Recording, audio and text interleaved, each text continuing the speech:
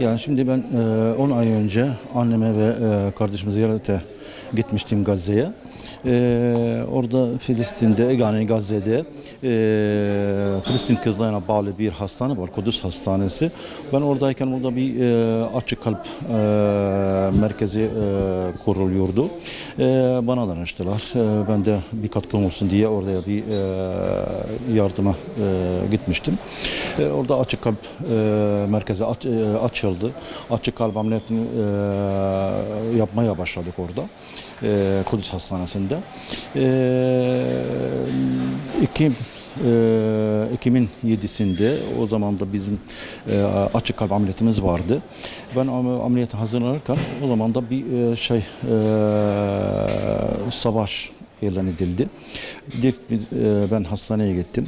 O sabah saatlerinde, ilk saatlerinde. O planlanan vakalarımızı, vakalarımızı iptal ettik.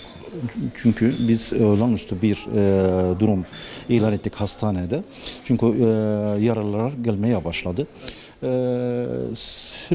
Gelen yaralılar çoğu ya da hepsi sivil, yani çocuk, kadın, yaşlı, evinde bulunan insanlar orada yaralanıp hastaneye geliyorlar. Biz de yaralara müdahale etmeye başladık. Tedavisine, iyileşmesine bir vesile olduk orada. O zamandan beri, yani savaşın ilk saatinden beri ben hastanede kaldım.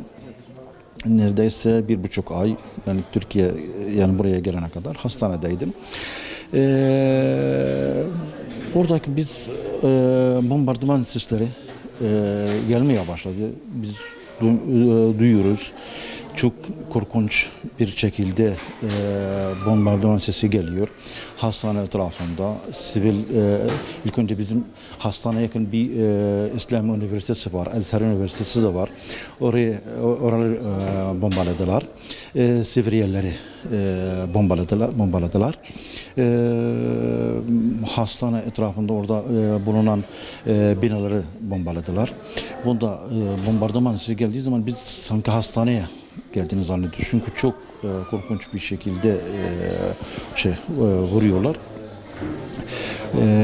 Ondan sonra sivil yerleri vurmaya başlayınca oradaki vatandaş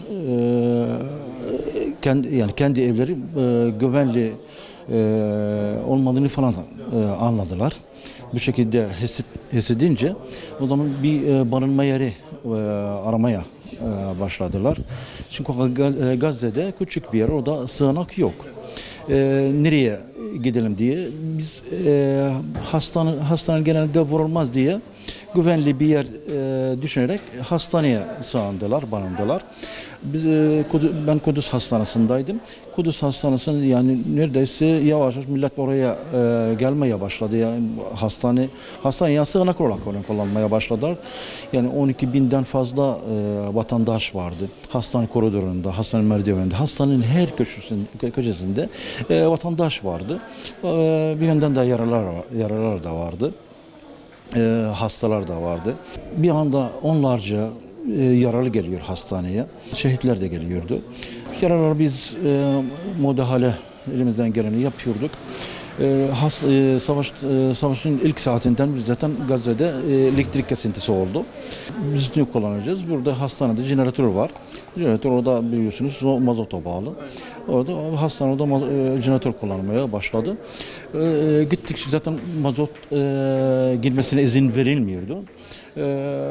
Tasarruflu bir şekilde kullanmaya başladık. Yani hastanede elektrik 6 saat kesiliyor, 6 saat geliyor. Bu şekilde kullanmaya organize etmeye çalışıyorduk.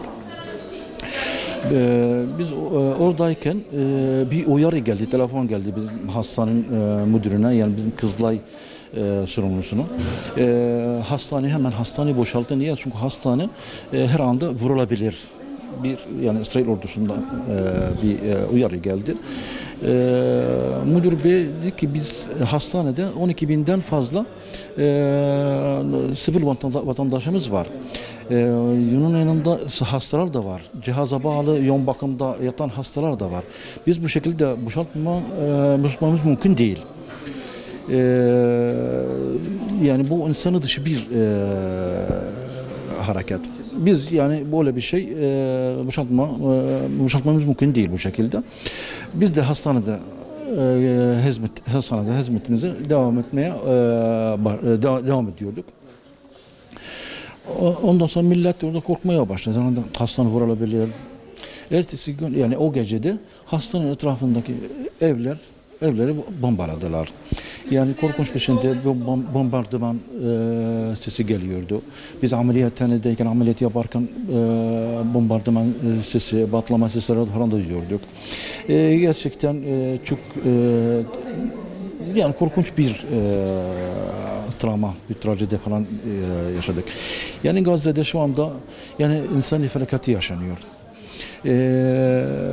Yani orada yani özellikle Gazze'nin güneyinde aynı şekilde kuzeyinde şimdi yani taş üstünde taş kalmadı. Yani ben şahsen benim 5 katlı bir evimiz var. O yerle bir oldu. Hastane devam etti, o savaşta devam etti. O zaman kara harekete başladı. Kara harekete başlayınca bu da hastaneleri hedef almaya başladılar. Yani Şifa Hastanesi bizden önce, kara hareketinden önce Mahmedani Hastanesi var. Yani Gazze'nin ortasında. Mahmedani Hastanesi yani Gazze'nin en eski hastanelerden biridir. Bu hastane kiliseye bağlı, yani Avrupa'daki kiliseye bağlı bir hastane. O zaman da o hastane vuruldu. O zaman da 500'den fazla bir şehit oldu o hastanede.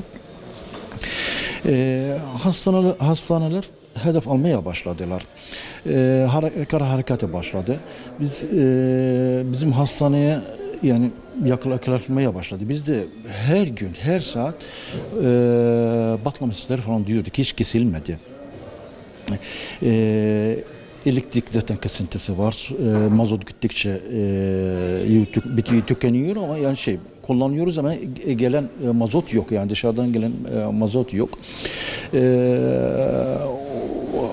Kara hareketi başladıktan sonra o zaman tanklar yaklaştı bizim yani hastane olduğu mahalleye, Tel Hava ismi. Yani her tarafı vuruyorlardı. Orada sivil yerlere falan da vuruyordu. Hatta bizim hastanın bir kısmın büyük bir zarar gördü yani hastane. Mesela ben kalp damar cerrahisi doktorum. Orada bir kalp damar cerrahisi yoğun bakım ünitemiz var. O ünite yani de yola bakıyor.